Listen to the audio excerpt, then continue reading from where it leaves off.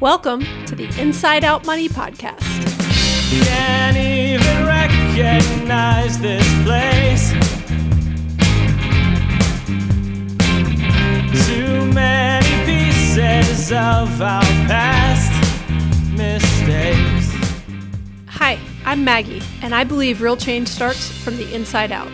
So let's work together to improve our money and our lives from the inside out. We will explore all things money and our relationship with it. Join me each week with a rotating set of co-hosts, friends, and interviews. Let's jump in. It's time we going round and round and round. Recording, no more shenanigans. Okay. Hey, Greg. Hey, Maggie. What's going on? Not much. How are you? I'm good. I mean, I saw you like 30 seconds ago, but still doing good. Hey, I feel like I haven't recorded a podcast with you in a while. It has been a while. I can't even remember the last one we did. You know why it feels like it's been longer than, well, not longer. It has been a long time because the last one that you were on was the Tesla episode, but we actually recorded that episode months before because at one point we were going to do that on Friends on Fire. And so we've just I've missed you in the cycle of active recordings because I remember last month being like, you get an off month, Greg. You already recorded the Tesla episode. You were very excited to get a month off, but I hope you're excited to be back also. I'm glad you missed me. I didn't actually say I missed you, but I did miss you. Well, you kind of did. Oh, did I? You said, okay. I mean, I don't think you meant it that way, but okay. I'm going to go ahead and take it that way. Sure, I meant it that way. I miss you when you're in the other room right now. I already miss you. Okay. I thought this was a very impromptu topic for us. And I think it's helpful to just share the background real quick. So I had been having this lingering thought for a few weeks, maybe a couple months, around feeling stressed out by travel hacking and a little bit just over it, honestly. And then we were in Sam's Club one day in the middle of prepping for a big July 4th party at our pool. We were just there's a lot going on. It was just, we were about to go out of town, just a bunch of stuff. And we were trying to use this new credit card I had because it was just a big purchase. And I don't even know what was going on. It doesn't matter what was going on. Yeah. It's more that it was frustrating. Well, yeah. And we were trying to figure out which of the 30 credit cards we have was loaded in the Sam's app. And if that was the right card, because, and I think that was when I said, yes, I'm finished. I'm done with this for the time being, at least. And you said it in a very matter of fact, I'm done. You were just frustrated in the moment and done with it. But then I was I'd literally been having this thought for weeks and it just hadn't been the right time. When I was having the thought, I wasn't with you or something. It just wasn't something that I was able to bring up. And so when you said it, it was just sort of perfect timing. I love when we're thinking the same thing and not really necessarily even prompted from the exact same scenarios. But yes, that Sam's Club outing would have been so much smoother if we just always used the same credit card at Sam's and I didn't have 20 cards loaded in our Sam's account. And then I forget to delete just all sorts of things. And it was a new card. So we were having some issues with it because of that also. Let's stop for a moment. For those who are not familiar with what travel hacking is, I think it's worth just reminding people because we use that term very, what's the word? Loosely or? Well, no, just we use it assuming everybody knows what it is, right? And maybe everybody doesn't. I don't know if that's loose, but I don't think it is. No offense. Wrong word choice, Greg. So travel hacking is just a term that many people use to describe the practice of using all sorts of different strategies and tips and tricks to leverage often credit card rewards, but also other types of loyalty programs and other types of membership, loyalty programs, credit card rewards programs, all sorts of things to earn lots of points, miles, cash back sometimes, so that you can travel while minimizing your cost. So you're trying to maximize the benefit of travel, but minimize your cost and there's a bunch of different methods for it, right? There's just the basics of frequent flyer programs and hotel reward programs, but there's credit card rewards, which are a big one. There's these really attractive sign up bonuses that you get the first year of signing up for new credit cards. And you earn, in addition to that big sign up bonus, you earn points and miles on your dollar spent. But we've been doing that for years, right, Greg? We've always put all of our purchases mostly on our Delta SkyMiles card. And we had done that consistently. I mean, I think both of us have been doing some version of that before we met. And then we continued to do it together. Right. And what would that get us? A flight or two a year, maybe? Yeah, I think at least one flight a year is kind of what we averaged. Plus we had the companion ticket that came with each of our cards. Yeah. So that was kind of the extent of our, I don't even know to say travel hacking at that point, but kind of loyalty, credit card loyalty. Yeah. Leveraging points and miles and stuff. Yeah. And we did it for hotel, right? When we stayed at, I worked for IHG. We mostly stayed at IHG hotels, but any place we stayed at or airline we flied on, we'd sign up for the rewards program and we'd earn points. points, but that's kind of the base level. You're not earning massive amounts, right? Like the sign up bonuses when you sign up for a new credit card and get a really rich offer are 150,000 points. It would take you years to earn that many points on or maybe a year or two, depending on your spend and how much you could put on credit cards. But the point is you're able to, the whole spirit of travel hacking is that you are able to kind of hack the system and earn these big sign up bonuses and other things. And there's a whole, I was going to say cottage industry, but just industry around travel hacking. There's tons of influencers. There's people like the Points Guy. And Greg, what are some of the, I know you used to kind of follow more of those people than I did. Yeah. I mean, I think the Points Guy is the one that I've always sort of looked to and who's, I think, kind of been in the space for quite a while. And then, it's not just a guy anymore. He's got a whole organization around him. And but there's a number of people like the Points Guy. I'm going blank on all of their names because I'm not really deep in this space, but they started out as like literally an individual person doing this as a hobby. And now they've got multi-person companies and they're making a ton of money off of putting out content on this. They're getting referral bonuses. They have relationships with a lot of the big, I mean, they would have like PR relationships with IHG and other companies, and airlines invite them to come try out what their new business class setup looks like and post about it. So, I mean, they're like travel influencers now, and they've turned this into a big business. So there's just a whole industry putting out content around travel hacking. GeoBreeze Travel is another one. And we had her on the Friends on Fire podcast. I can't remember which episode number, but I'll put it in the show notes. We also did a couple, at least one or two Friends on Fire episodes on travel hacking, one with her, and then just some where we had like our, 1 million point challenge with Mike or 1 million point goal. And so we did a number of episodes. So I'll put those in the show notes. And, we got, I think it was, influenced by like GeoBreeze Travel, influenced by Mike, and just, it was something I had been aware of for a long time, but just never really put the time and energy into. And so we went pretty deep into it in the past, like 18 months, I'd say, right? About then, Greg? Yeah, roughly 18 months ago is when we kind of went all in on trying to accumulate as many points as we could. So we started actively looking for the best sign-up bonuses that we could find. And you can find those just by searching various sites or going on the Points Guy. They always sort of have a summary of which credit cards have the best active sign-up bonuses. Over the past 18 months, between the two of us, we've opened 13 to 14 new cards. What's funny is, Greg, we couldn't even give you an exact, like you asked me how many cards and I was like, this is part of the problem. I was like, it's somewhere in the 13 to 14, maybe 15, who knows? It's been a lot of cards. And over those 18 months, we have earned how many points, Maggie? 1.5 million points. I think maybe a little bit more than that, but that's the best I could get to in terms of a number. And that's got to equate to at least $1.50, maybe even double that. What I thought you were about to do is what Mike could do, which he could like immediately tell you the dollar value of those points. And I thought you were about to do that. And I was like, that's impressive. I didn't know you could do that, Greg. Like you're like $1.50. I don't really know what that's worth, but it's worth like tens of thousands of dollars, I'm pretty sure. Could I tell you where those points are, who they're with? I started a spreadsheet trying to track all this, trying to track all the benefits that come with it. We'll get into all of that, but I couldn't, it's just become burdensome. Like we've learned a lot. I'm glad we tried this, but was really glad for that day in Sam's when you made that comment and reminded me how I had been having this passing thought in the, last few months that this is not enjoyable to me. And it actually is adding more stress than it is adding in benefit to my life right now. And I am, as much as you might think we're in this like blissful, we have all this time in the world, early retirement phase of our life, we're not. We're both pretty busy in various things. And we would both like to have more free time and just time spent doing things that fill us up, not drain us. And I think this is something that I think we were both like, I don't know if afraid to admit, but just slowly,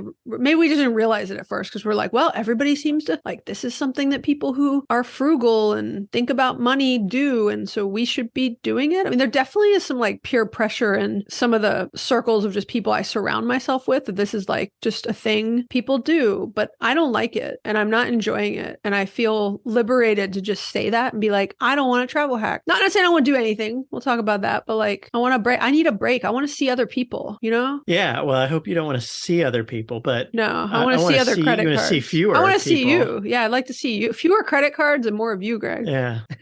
Yeah, I agree. I think and we can talk a little bit about some pros and cons, but it's been a lot to track. And so I'm ready to kind of take a break from at least the stage where we're trying to accumulate all these points and maybe spend some more time figuring out how to best utilize the points. Yeah. And we can talk a little bit about that too. Yeah. So let's talk about the pros. Greg, I was like trying to rattle off a pros and cons list, and I had a lot of cons and I was kind of struggling on the pros, perhaps because they're just brief and obvious. But like, tell me if you can think of any more pros than the two I came up with. The first is obviously just the benefits, right? As in, yes, there are financial benefits and certain perks you get. And the second, and I mean, like, you know, when you pay a $700 or $695 a year fee for the Amex Platinum, you get a $200 credit with Saks, you get a Dell credit on the business one, right? And so you're getting these offers, but then that's more work, which we'll talk about in a minute. So there is some financial benefit to it. Like, I shouldn't say some, there can be a big financial benefit to it, but you got to put a lot of time into it also. And to me, the other one is I do really enjoy the lounge access that some of these offer. I think the biggest benefit is really just the points that we accumulated. Yeah. I mean, if there's one benefit, it's that we accumulated 1.5 million points. According to Points Guy, each point, depending on which airline they're with or which credit card they're with, range between 1 cent to 2 cents per mile. So if you just do some quick math of 1.5 million points and say an average of 1.5 cents, that's 22,500. Okay. Well, I mean, actually, that doesn't make the last 18 months seem as like painful. If you told me I was getting paid 20 grand, now take out the multiple cards we paid $700 fees on. And I know there's benefits. There's different, I don't know if they use the word benefit. Yeah, they're membership benefits of you get a credit with Dell, you get some airline credits, etc. But they're hard to use, which we'll get into in a minute. And they maybe like add up to, you know, those additional fees I'm talking about maybe add up to a couple $1,000. So still, let's call it 20 grand in benefits. That actually makes me slightly less annoyed, if you will. Yeah, well, I agree. I mean, at the end of the day, those points are certainly worthwhile. We've accumulated a lot of them. We need to figure out how to utilize them most advantageously. So there is clearly a monetary advantage to doing this. The points are worth more than the fees that you have to pay if you utilize those points. Yeah. Most of them don't expire, some do. So we're going to have to really spend some time figuring out how best to utilize those points. And again, that's where people like the Points Guy and GeoBreeze can give lots of good hints, and they will often tell you when there's active deals. And many of those points, you don't even utilize them as directly as you think. Instead of maybe they have one transfer partner, but there's actually a deal where that airline has a partner. And so you can actually book a discounted flight on a partner airline by transferring them. So there's a lot of nuance that we will have to learn to get better. You're getting into one of the cons, Greg, is it's not just like we used to, when we just had our Delta SkyMiles cards, we fly on Delta a lot. We live in Atlanta. Delta's a big hub. So it's frequently an airline we want to fly with anyways, and we like them. And it was just easy, right? We had points all with Delta. When we needed to book a flight, 90% of the time it was going to be with Delta anyways. And it was easy. We were choosing between a couple of options. And now there's kind of an endless number of options. And so when we do, I'm segueing into the cons here. When we do want to book something and we start to have travel, there's this stress of like trying to use the points most effectively. And like we have used many of our points already, right? Our points for Europe this summer, most of our airline tickets. I mean, there were still fees on top of it that still added up to thousands of dollars somehow. Yeah. But it took $10,000 in tickets to $2,000 in fees. And last summer we utilized them for some of our connecting flights that we did. So we've certainly used some and we'll continue to use more. But I agree. I mean, that is a con, is just that it's not as straightforward to utilize them if you want to maximize them. Yeah. I mean, you can do some pretty basic redeeming them kind of at face value on the travel portal for the, you know, various credit cards. But at that point, you're losing some of the value of the whole spirit of why you did it in the first place. The thing I was just going to say when you talk about the complication of using some of these points is that, you know, we don't have the flexibility that some people do. So I think if you are someone like the Points Guy, who their whole job is to travel, they can book when they find a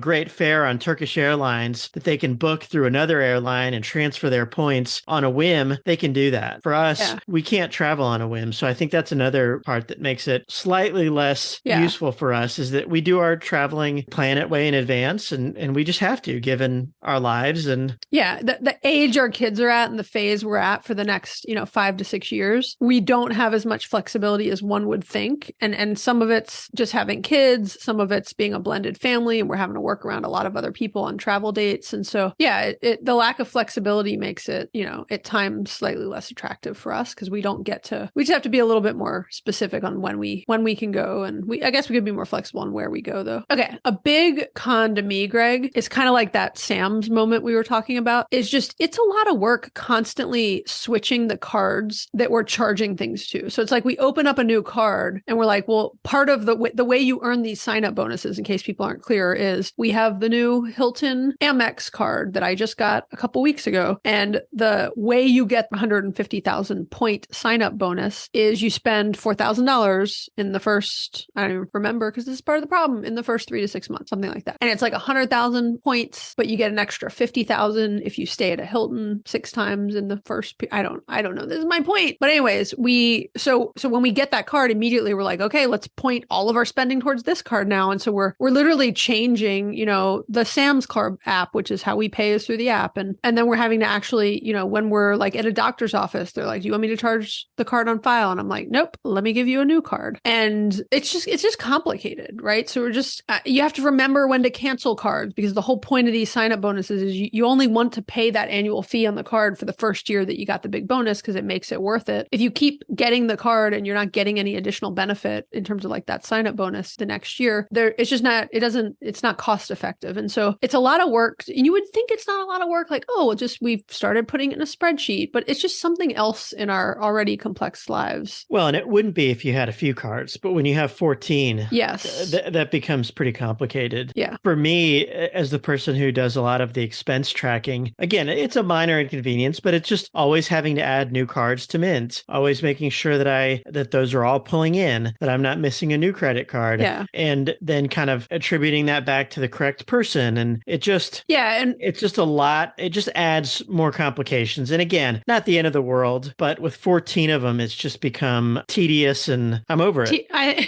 think tedious is a good word. And like, we've talked very openly, Greg, you and I, and we did a Friends on Fire episode on this. Actually, I don't think you were on that episode, were you? But Mike and I talked about it, and I represented you. We should do one on Inside Out Money so you can speak for yourself. But we did one on split versus combined finances. And so Greg and I though we have split finances technically, we are I would say we have higher communication and combinedness, if that's a word. It's not, but if it were a word, than the average couple, for sure. Like we're in sync on everything we spend. There's a lot of things that are joint family expenses. But like when you have a sign-up bonus that we're trying to hit on a card in your name, and I put my braces on it, then when you're doing the tracking, you're like, okay, I need you to pay me $6,500 because I paid this credit card bill, And so it's complicated. That's just an extra complication in the way that our finances are set up. And then the other big thing to me that kind of like really drives me crazy with these, it sort of wooed me in the beginning, because it's marketing. I spent 20 years in marketing. I know better than this. Okay. So just to give an example, the Platinum American Express card, and this is a personal card, not the business card, is different. And we've got one of each, Greg, right? We've got 4 of these in the past year, a business, a personal for each of us. So the annual fee on that card is $695. And the point signups, just FYI, in case you're curious, like right now, if you just don't go through any sort of special offer, right now it's an $80,000 membership rewards point. I got a crazy offer earlier this year for 250,000 points, which was very high. And it was a direct targeted offer, probably because Amex was like, you seem like you open a lot of credit cards, lady. But you on average could get like 150 for a card like this. But so it's a $695 fee. But in addition to it, you get some benefits. Like you get a $200 Uber Cash credit, but it's a very specific fine print and rules. So it's like, it's a certain amount per month, and it's directly added into your Uber account. It's use it or lose it, and it's monthly. And it's easy to forget that, for what it's worth. At least for us, it is. You get a $240 annual digital entertainment credit, also monthly. So it's basically $20 per statement. You get a $200 hotel credit, but it's with the Fine Hotels and Resorts program. You cannot find a hotel within that actually is $200. So you're then having to book a hotel that's way more expensive. I don't want to say you can't find. It's hard to find. Or in our case, I think you actually booked a hotel thinking it was a part of that program, and it wasn't. So yes, we stayed in a hotel that we wouldn't have otherwise stayed in, and ended up paying out of pocket for it. And it was fine, but it was a fine hotel in and resort too, not a run-of-the-mill hotel and Yes. resort. Well, turns out it wasn't a fine hotel and resort. That was the problem. Yes, Haha. the price was fine. It was a nice hotel. And not only a hotel we wouldn't have stayed in, it was a trip we would not have gone on. Now, we did have a lovely weekend with the kids, so I don't regret the experience. But the point is, there's and then there's like a $200 airline fee credit, but you can only use it on certain things. And it's like, you got to go. There's all sorts of, they have their fine print. There's a lot of good content out there that kind of clarifies like what you can and can't use it on and helps you get creative on trying to use these benefits. But it's like a part-time job to figure out how to use these benefits properly. And it's just stressful. Like I was just talking to Liz Gets Loaded about something related to this recently. And we were talking about, I think I was just telling her that we wanted to do this episode. And she said something about, oh yeah, just some of these benefits, like the Saks one, which is maybe that's on the business card, but I have like $200 a year with Saks or $400, I can't remember. And it works as like 2 amounts every 6 months. And so the rollover period, it's like January to June, and it just became July within the last week or two. And so if you missed that first 6 months, you missed out on that benefit. You had to use it during that. So a lot of the benefits are split, they're time boxed into like months or parts of the year. Now, from a marketing standpoint, that's so that they can market a great benefit, but then they can space it out. Many people won't use it properly. They assume and forecast that many of these benefits will not actually be leveraged. And so to me, one of the big cons is this. It's like, now that I've signed up for this card, to actually get the benefit of paying $695 as an annual fee, I feel like I need to use these things. And so then I'm like looking around at Saks. Saks is full. Like we walked into Saks that day in person. You remember that, Greg? I do. That was a stressful shopping experience. And we left empty-handed, I believe. Yeah. Oh no, I bought some jeans. But it was very unpleasant. It was very unpleasant. And no offense to people who like love Saks, but like Greg and I don't belong in Saks. Like it's not our place. And they could tell when we were in there. They did not I think we're rambling. We're more REI people, not rambling. Who's rambling?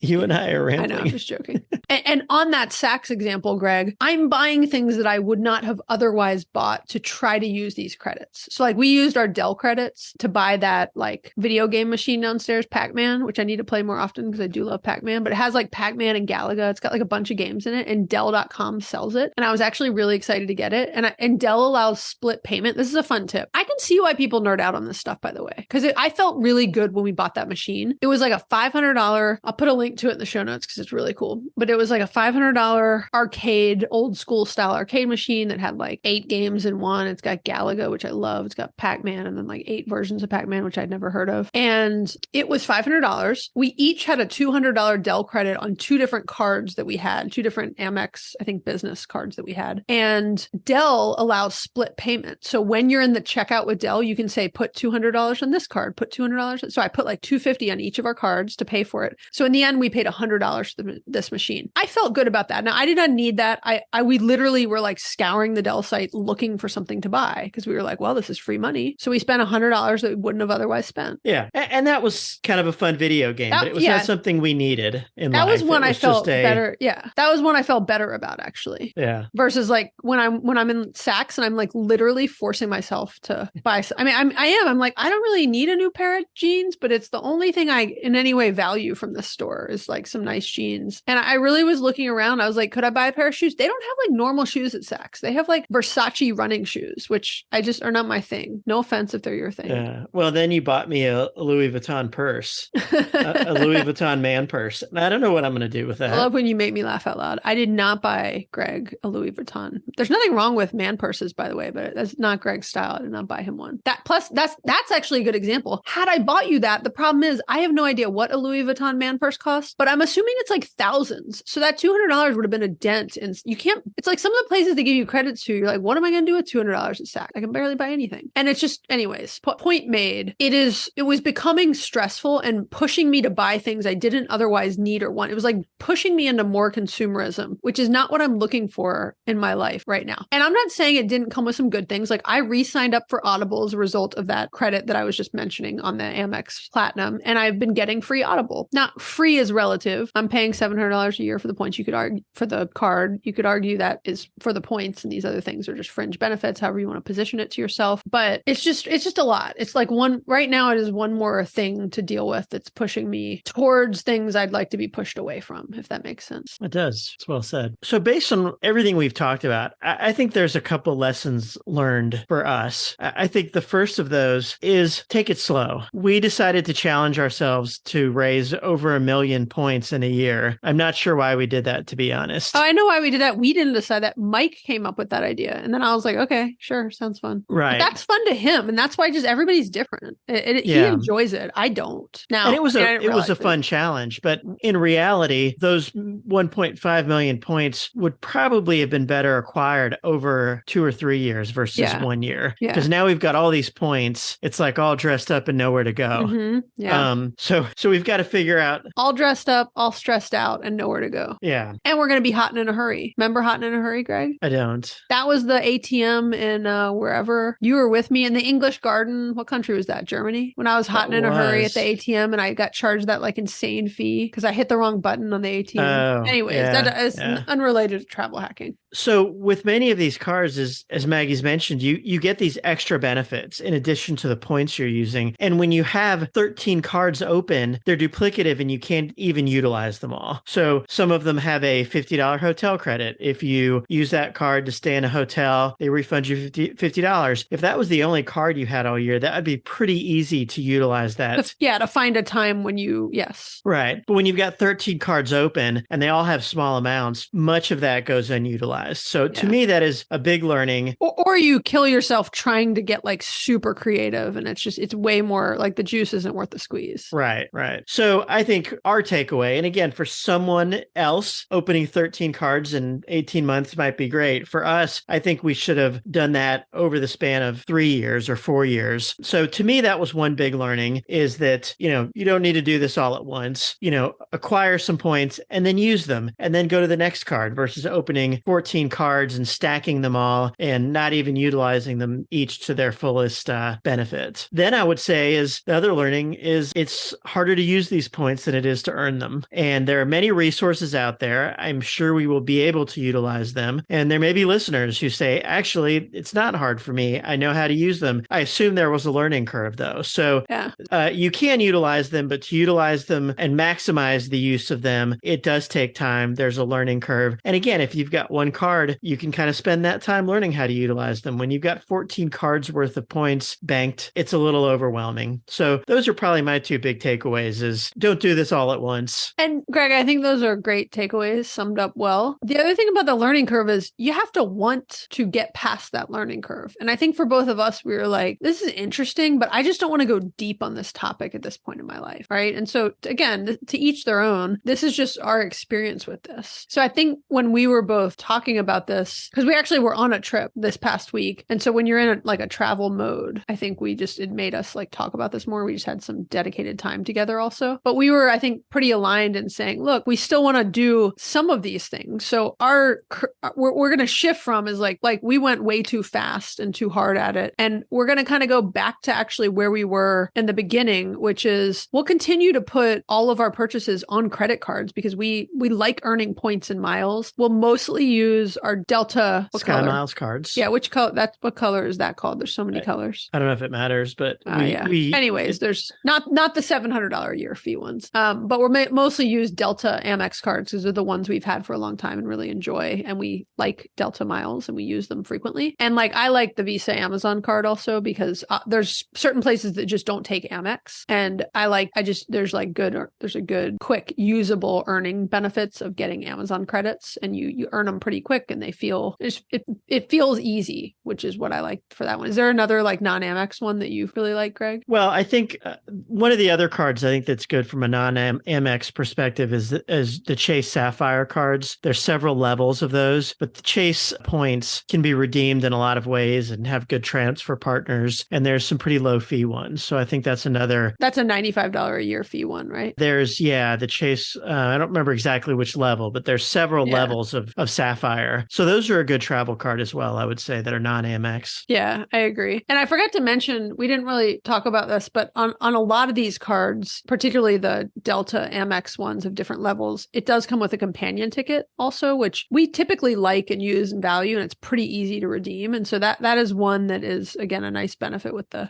Delta Amex cards. But I think the point is we appreciate and value earning points and miles on our day-to-day spend. And when we have to spend stuff for different organizations we're working with where we get reimbursed. And so we're going to keep doing that. We were doing that way before we started, trying to earn 1 million points and all that. So I mean, that's a big thing we'll focus on. So another thing in terms of, I guess a learning, but like what we're going to keep doing is I think we both have come to appreciate and enjoy lounge access, which we never really had consistent ongoing access to in the past. Like every now and then we maybe kind of by accident fell into something that got us lounge access. Like I think when I traveled for work business class, sometimes I'd automatically get lounge access and that was really nice, but I didn't realize it was like something I could get in my day-to-day personal life. And we've really enjoyed it, but there's pieces of it that we haven't enjoyed or haven't gotten as much benefit out of. Like I think we were just talking about this on the trip we were just on, Greg, but like what's it called? Priority Pass? Right. The Priority Pass. Yeah. So that comes with a lot of credit cards. And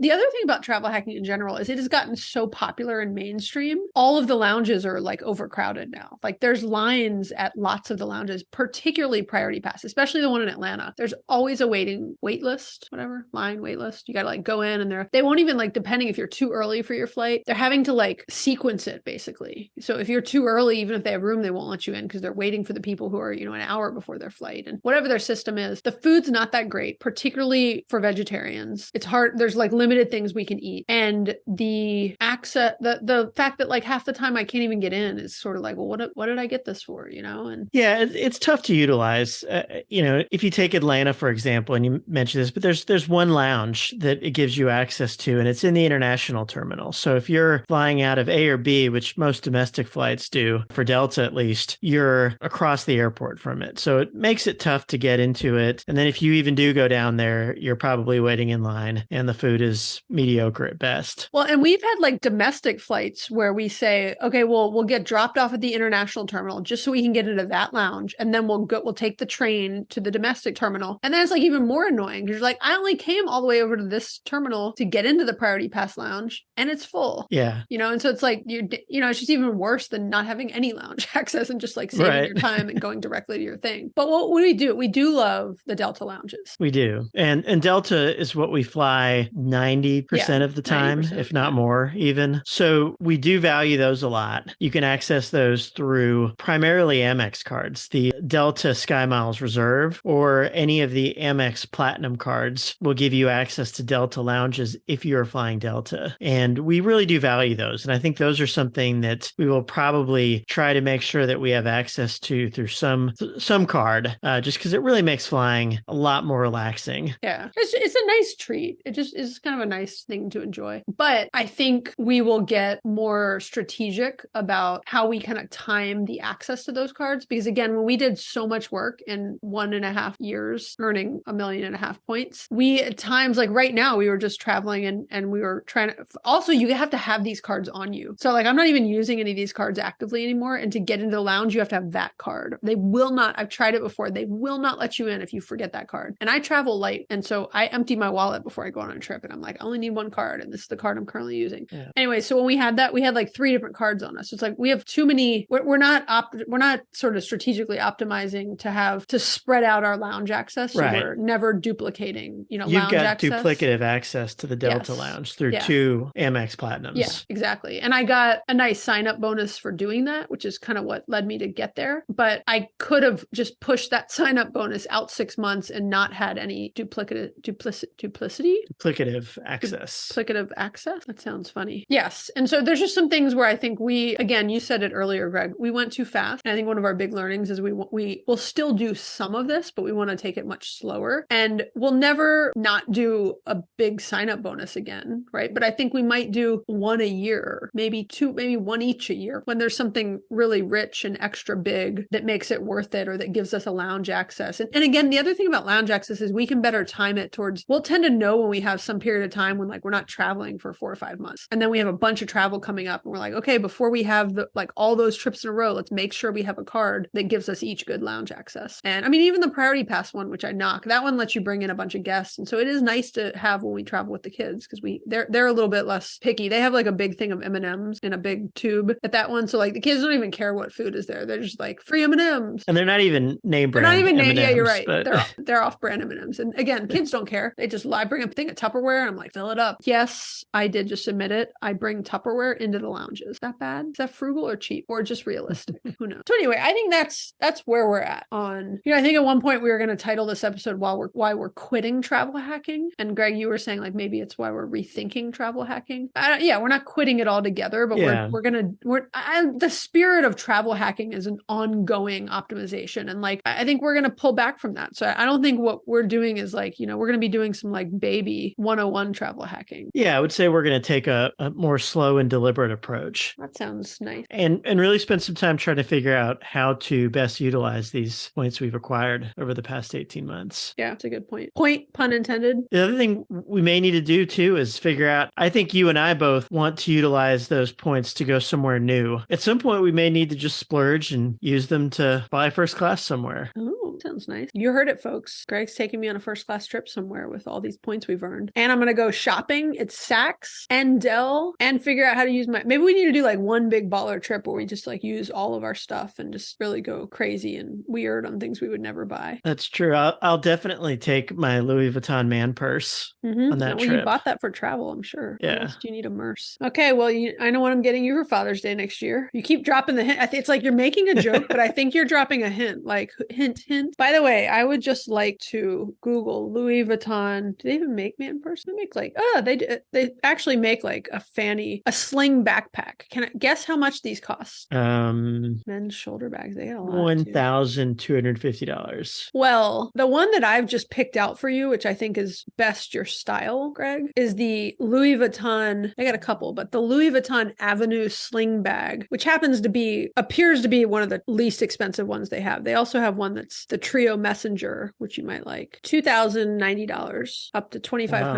And then the women's ones are much more expensive. So men are getting off with a steal here. Yeah. I don't know if I can picture you with this. Give it a shot. I cannot. Oh, okay. Well, then we won't give it a shot. So it wasn't a hint you were trying to drop. No, not at all. Okay. Be careful. Might get you one. I was just trying to let you know how good you have it by being married to me. The fact that I don't want that. Well, I would like to reciprocate that point, though. Don't you think you also have it pretty good? The fact that I don't want that? Yes, definitely. Yeah. I want like a Cotopaxi fanny pack, which will run you like $50, And I already have one, so I don't need another one. Or my Lulu. I do like my Lulu belt bag, which I think I bought for myself anyways. But maybe someday someone will buy me one. It's pretty amazing. You've not bought a purse the whole time I've known you. I've not. Well, no. Remember that Kate Spade thing you bought for me, actually? It's like a little clutch, kind of. Remember you bought it? I was like looking at it, and then you were like, I'll get it for you. Do you still use it, though? I've never used it. I've never used it for anything because I don't wear purses. Yeah. But I've owned it and thought, oh, Greg bought me this. And it sits in a little pouch or a little tote in my closet. Actually, I bought you a purse that your stylist recommended, and then you returned it. What? The fact that you just said that my stylist recommended is a whole nother story and podcast we need to do. That was like 10 years ago. I hired a personal stylist to help me dress better at work. I really liked her. Her name was Cam. Look her up. The link in the show notes. Okay. I don't know how we got talking about purses. You started it. What purse did you buy me? Was it a Coach purse? I don't remember the brand. She just recommended it to go with all of your new outfits. I think it was a Coach purse. And I think I was like, I'm not going to. You were very nice and gracious. And so that's very thoughtful of you. But I want to be honest, I would never use this. And I was like, let's return it then. Yeah, that's nice. I like that about our relationship is that I can be on you. It's like the thought that counts truly in that case. I can be honest, and then your feelings I don't think are terribly hurt. If anything, you're like, oh great, I get my money back. I get the credit for right. You having get the had thought a that counts, nice thought, and and you get the credit back on your credit card, right? Which brings us back around to the topic of credit cards. Okay, I think that's it. We can wrap it up here. Okay, I hope you guys have enjoyed this discussion in some way. We appreciate you guys listening. If you've enjoyed this episode, we always love it if you leave us a written review on Apple Podcast or Spotify. It is super helpful and it helps other people to find the podcast. We also encourage you to share this episode with a friend or family member to encourage ongoing discussions about money. You can also subscribe wherever you listen to podcasts. If you have any thoughts or questions, we would love to hear from you. And you can leave us a voicemail or text us at 404-981-3370, or you can always hit us up on Instagram or Threads. I'm still trying to figure out what's going on with Threads, but as of 5 minutes ago, we do have an account on Threads. Do you know that, Greg? No. I was doing it earlier when we were watching TV. I, in particular, would love to hear people's thoughts on travel hacking, and if we are alone and just feeling like this pressure that like, well, everybody does this, and so you should do it, and like I just don't want to do it anymore, and I don't like it. It's not making me happy. And I love the feeling of realizing that something is not adding value or joy to my life, and just being like, you know what, I'm actually in charge. I could stop doing this, right? I mean, you're in charge too. We're both in charge. I like that we both wanted to stop doing it at the same time. One of the many reasons why I love you, Greg. Oh, I love you too, Maggie. Thanks. I feel like you're about to say some other person's name. My name just sounded funny the way you were like, mate. You said it like Corey says it, like Maggie. Didn't you? Kind of? Maybe not. Maybe. I'll have to play it back. You've got the proof. Okay, that's it. We're rambling. Thank you guys for listening. Have an awesome day. Would love to hear your thoughts about travel hacking. Fun topic. Bye. All right. Bye. Bye. Bye, Greg. Bye, Greg. Bye. Love you. Bye. Bye. No, you hang up first. Bye. Oh, he actually hung up first. He didn't play my game. Okay. Bye, guys. Going round, round, round, round, round.